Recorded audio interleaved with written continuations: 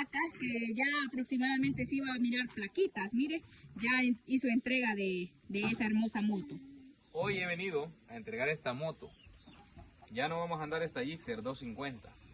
En cualquier parte de Honduras que usted solicite una moto, nosotros la vamos a dejar. Miren dónde andamos. Tome, hágame la toma para allá. Este tremendo arrabal donde me tocó venir a dejar esta moto. Esta Gixxer hoy se queda en este lugar con su nuevo dueño, que la disfrute. Miren.